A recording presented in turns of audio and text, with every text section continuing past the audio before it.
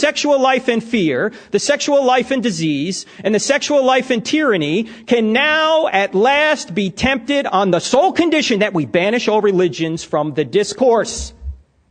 It appears that Christopher is rebelling against the church lady here. He doesn't like the restrictions on sexuality. Is it true that if Jesus said, sleep with anybody you want, Christopher would be a Christian? I don't know. But that is what he's rebelling against.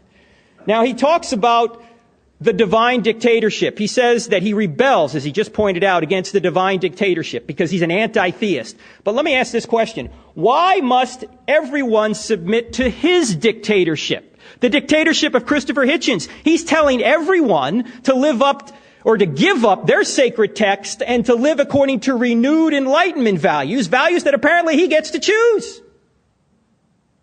Christopher, in effect, wants to replace God.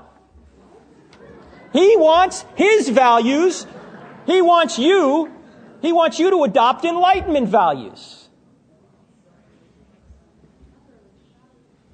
Christopher never answered the questions and the evidence that I brought up. I think this is a theistic universe because all time, all space, and all matter exploded into being out of nothing. Number two, it did so with incredible precision and extreme fine-tuning. We saw that life seems to be the result of intelligence. 4, we saw that there are objective, immaterial, moral values out there.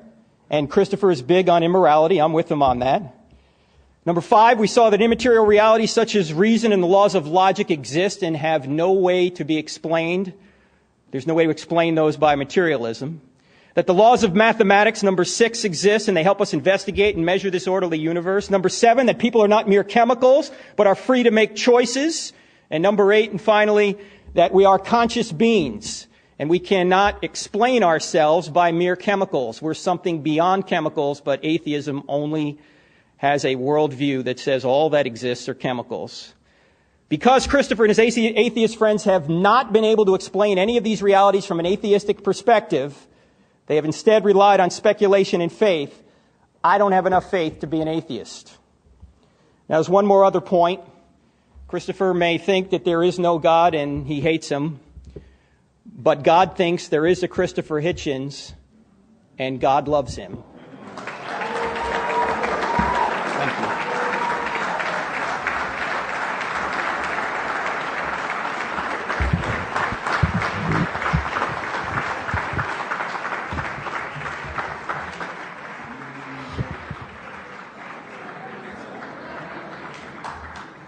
Well then, I think let's first certainly thank our debaters for a lively and stimulating evening.